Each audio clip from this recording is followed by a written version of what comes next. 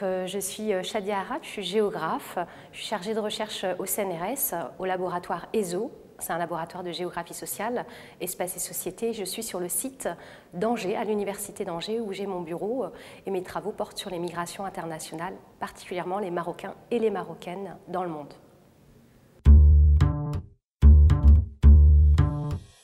Alors, mon livre est issu d'une enquête longue, puisque je l'ai commencé en 2009, et puis je l'ai réactualisé ces dernières années avant de la sortie de mon livre en février 2018. Et mon ouvrage raconte l'histoire de milliers de femmes qui partent chaque année en Espagne pour aller cueillir la fraise. Et la particularité, c'est que ce sont des femmes qui sont choisies, recrutées dès le pays de départ, donc au Maroc. Et c'est issu d'une convention en partenariat entre le Maroc et l'Espagne, un partenariat économique, social, qui permet chaque année à des milliers de femmes de partir, mais ensuite de rentrer chez elles. Et il y a un certain nombre de conditions qui sont émises dans le cadre de ce programme de migration circulaire, qui font qu'on est clairement d'abord sur une migration de femmes, une migration sexuée. Donc on écarte les hommes qui se présentent pour ce programme, et puis on choisit aussi des femmes avec des enfants. Alors plus les enfants sont en bas âge, et mieux c'est, parce que ça permet justement, ou plutôt ça oblige et ça contraint les femmes à rentrer chez elles du fait qu'elles aient des attaches familiales. Tout ça pose un certain nombre de questions que je pose dans mon livre. Je rappelle juste que le programme entre le Maroc et l'Espagne, qui est financé par l'Union européenne à hauteur de 1,5 million d'euros, s'intitule « Le programme de gestion éthique de l'immigration saisonnière marocaine en Espagne ». Donc dans mon livre, bien sûr, j'interroge le terme d'éthique parce que ça soulève un certain nombre de questions sur le droit à la mobilité, le droit à l'intimité, le droit à circuler, la séparation avec les enfants, etc.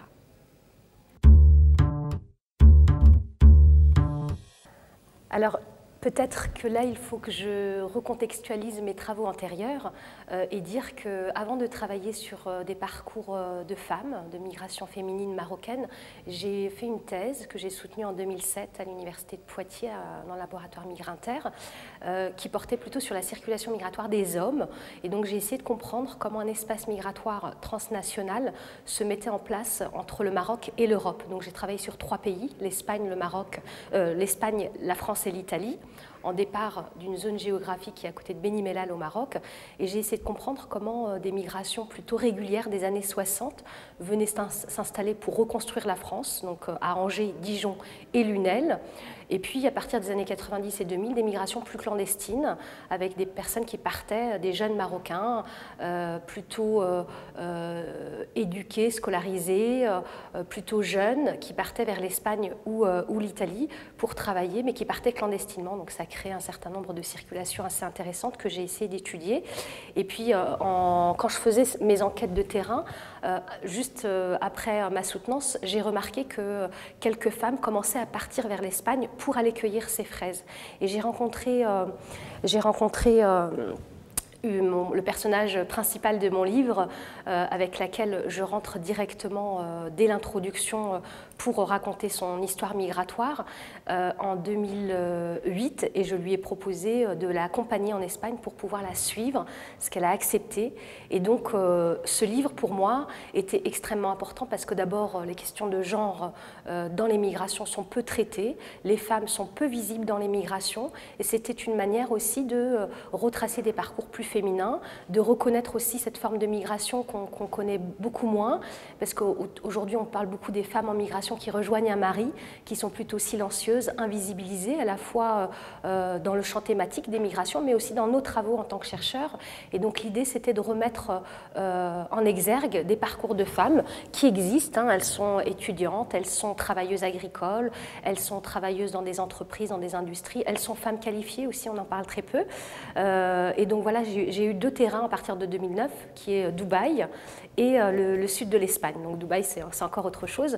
Mais, et donc ce livre est issu d'un choix méthodologique, mais aussi d'un choix thématique de ma part, que j'assume complètement, qui est de mettre en exergue les travaux sur genre et migration à travers ce parcours de femmes de saisonnières marocaines. Et c'est aussi une manière de raconter des histoires de femmes qui sont peu traitées, parce que ces femmes sont majoritairement, ce n'est pas dit dans le programme, mais elles sont aussi choisies pour leur précarité, pour leur pauvreté, pour leur marginalité. Et c'est une manière de les rendre plus dociles une fois qu'elles sont en Espagne, dans le travail, dans l'exploitation. Et donc, c'est des femmes qui parlent très peu et qu'on a un peu oubliées dans cette histoire de l'immigration, qui est aussi l'histoire de France, mais aussi l'histoire d'Espagne. Et donc, c'était une manière de retracer ces parcours, d'énoncer aussi, énoncer des faits, mais aussi de dénoncer un certain nombre de faits, puisque cette migration circulaire, moi, j'essaye de la déconstruire dans mon livre pour expliquer tout ce qui ne va pas aussi derrière un programme qui est bien écrit et théoriquement bien ficelé, mais qui, dans la pratique, on a des femmes qui partent chaque année, qui laissent enfants, parfois mari, et qui parfois sont en souffrance, sont en difficulté, qui s'émancipent, certes, parce qu'elles gagnent de l'argent, mais qui rencontrent un certain nombre de difficultés sur place en Espagne. Donc c'était aussi une manière de mieux connaître cette migration, mais aussi de mieux reconnaître des femmes qui sont aussi courageuses et qu'on a tendance à très peu traiter dans nos travaux de recherche.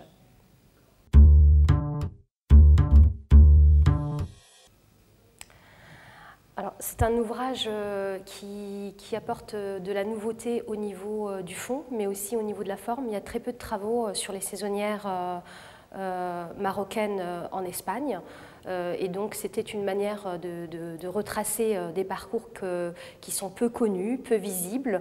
On le voit aussi dans mon titre que j'intitule Dame de fraise, doigt de fée, les invisibles de la migration saisonnière marocaine en Espagne.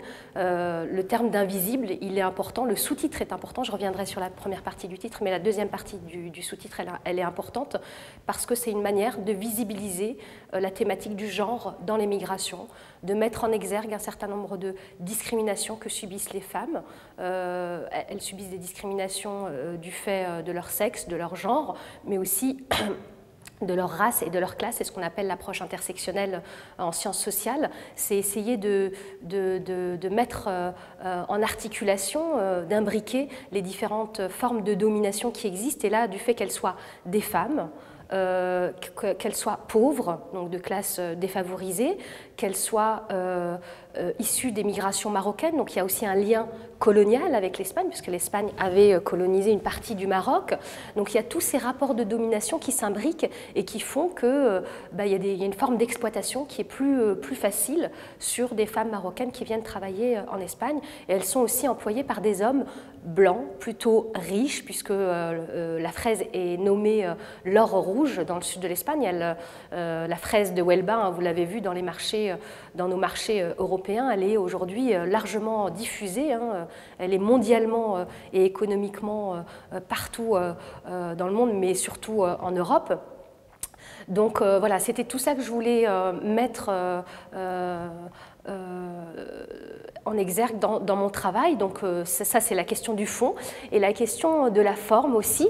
Donc la première partie de mon titre, c'est Dame de fraise, doigt de fée. J'ai beaucoup réfléchi pour avoir quelque chose de très attractif aussi dans le format de mon livre.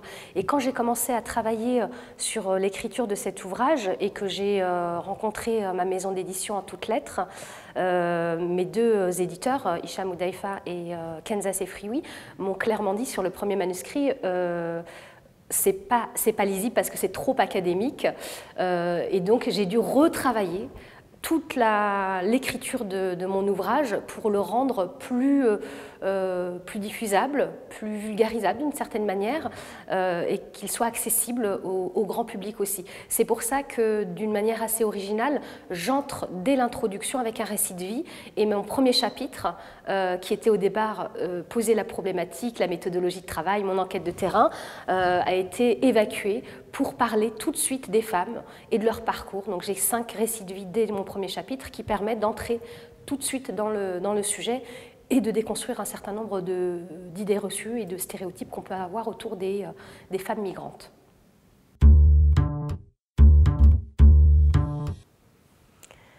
Je crois que mon meilleur moment, c'est quand le livre est sorti. Quand le livre est sorti et que je l'ai offert à la personne, mon informatrice principale. Alors moi, j'ai été très émue de la sortie de ce livre pour plusieurs raisons. D'abord parce que ça faisait longtemps que je travaillais dessus, j'avais écrit un certain nombre d'articles et j'avais envie de le valoriser aussi autrement. J'ai eu une relation très agréable avec la maison d'édition au Maroc. Je voulais qu'il soit diffusé au Maroc avant d'être diffusé en France et ailleurs dans le monde, donc c'était important pour moi. On a beaucoup travaillé sur la couverture, j'ai trouvé que la couverture était très sympa. On a travaillé avec une graphiste marocaine qui nous a fait une belle couverture.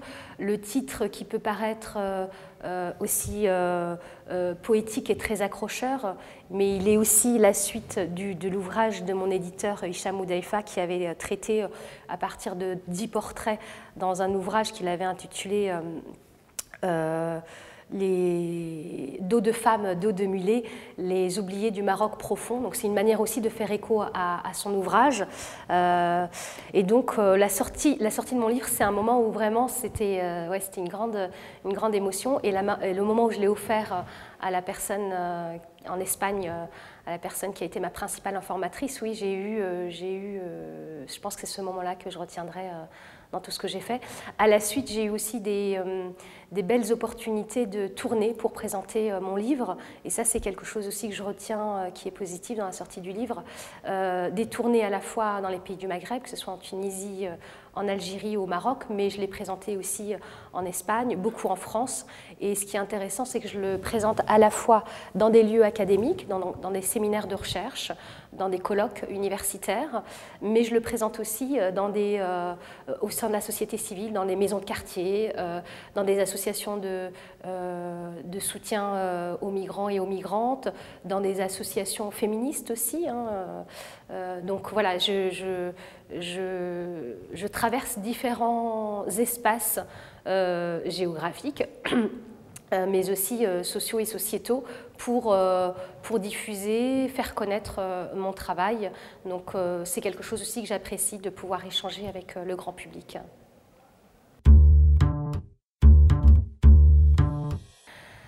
Alors, plusieurs projets de recherche. Peut-être juste avant de parler des projets de recherche, à la suite de l'ouvrage, j'en ai pas du tout parlé, mais au même moment où le livre est sorti, en 2018, il y a eu des affaires de harcèlement sexuel qui ont été fortement médiatisées au sein des coopératives de fraises en Espagne. Et donc moi, j'ai refait du terrain à la suite de ça pour rencontrer un groupe de 10 femmes qui avaient été harcelées. Donc ça ne s'est pas arrêté en fait. Le livre a permis, en tout cas, au même moment qu'étaient mis en exergue ces cas de harcèlement sexuel, de pouvoir parler de ces femmes. Donc il y a eu un gros travail des journalistes marocains, espagnols, mais aussi en France, mais dans le monde entier, New York Times, The Guardian en Angleterre, Libération, Le Monde en a parlé en France, beaucoup d'autres journaux, El País en Espagne. Donc à la suite de ça, moi j'ai refait du terrain. Donc moi je pensais que j'avais un peu fermé cette histoire et cette recherche, et en fait je continue à travailler dessus parce qu'il y a une forme d'urgence sociale qui est, il y a des cas de harcèlement sexuel et on peut pas laisser ça comme ça. Moi je suis très interrogée du coup par pas mal de journalistes, et donc j'ai refait une enquête de terrain, j'ai écrit une tribune aussi qui s'appelait « Nous sommes toutes des dames de fraises », qui est sortie dans le site de Mediapart et dans le site Yabiladi au Maroc, qui a été traduite en espagnol. Et donc aujourd'hui, qu'est-ce qui se passe? D'abord, il y a eu plusieurs députés en France, mais aussi en Europe, en Espagne et au Maroc, qui ont posé des questions au sein de leur Assemblée nationale pour critiquer cette migration circulaire et pour parler de cette exploitation de ces femmes. Donc ça, c'est une première chose. Il y a le volet politique. La deuxième chose, c'est tout le volet artistique, entre guillemets, qui vient à moi, puisque j'ai des documentaristes, j'ai des gens qui font des BD, j'ai des photographes qui viennent vers moi et qui veulent travailler avec moi pour pouvoir faire d'autres choses à partir du livre, mettre en portrait dans un livre de BD ces parcours de femmes, prendre des photos et faire une exposition photo qui pourrait tourner partout dans le monde. Voilà, donc ça c'est des nouveaux projets en lien avec l'ouvrage, et plus scientifiquement, 2 traductions qui sont en cours, une en espagnol, donc le livre va sortir en Espagne très prochainement, et une en italien, donc le livre va sortir aussi en italien, donc ça c'est 2 bonnes nouvelles que j'ai reçues récemment de ma maison d'édition. Et sur d'autres recherches, d'autres perspectives, actuellement je suis en train de travailler sur la valorisation de mon travail de Dubaï, dans les pays du Golfe. Donc là je travaille avec une collègue anthropologue qui est Nassima Moujoud, qui elle a fait beaucoup de travaux sur genre et migration et sur les femmes marocaines en particulier en France et en Italie. Et donc ensemble on fait du terrain à Dubaï et on essaye d'une autre manière de mettre de faire des portraits de femmes migrantes au travers plusieurs prismes. D'abord celles qui sont des femmes qualifiées, très qualifiées, qui ont fait beaucoup d'études et qui se retrouvent à Dubaï dans des strates très élevées au niveau professionnel. Toutes celles qui travaillent dans le milieu du tourisme, donc la restauration, l'hôtellerie, parce que les pays du Golfe, c'est 86% de la population qui est étrangère, il y a beaucoup de femmes. Et donc c'est quelque chose, et le tourisme est en train de très fortement se développer, donc il y a beaucoup de travail autour du tourisme, donc on travaille aussi là-dessus. Et puis on a un autre volet qui est plus difficile, plus sensible en termes de terrain, mais sur lequel on commence à avoir des choses extrêmement intéressantes, Nassima et moi, c'est toutes celles qui travaillent dans la prostitution, les femmes de la nuit, le travail du sexe, les danseuses de cabaret. Et donc c'est un travail de fourmi qu'on est en train de mettre en place. Et on a déjà 3 enquêtes de terrain, dont 2 exclusivement là-dessus. Donc on commence à écrire sur cette question. Et l'idée, c'est de déconstruire aussi la stigmatisation qu'on a des femmes marocaines autour de la question de la prostitution. Donc voilà un peu mes travaux actuels et la poursuite de l'ouvrage qui ne s'arrête pas de faire parler de lui. Je suis encore invitée à Montpellier dans ce qu'on appelle le bistrot des anthropologues au mois de janvier. Je suis invitée à Tours aussi, dans une librairie pour le présenter au mois de mars. Donc il continue à être à tourner et on continue à m'inviter pour en parler. Donc voilà, c'est quelque chose d'assez positif pour la suite de cet ouvrage en tout cas.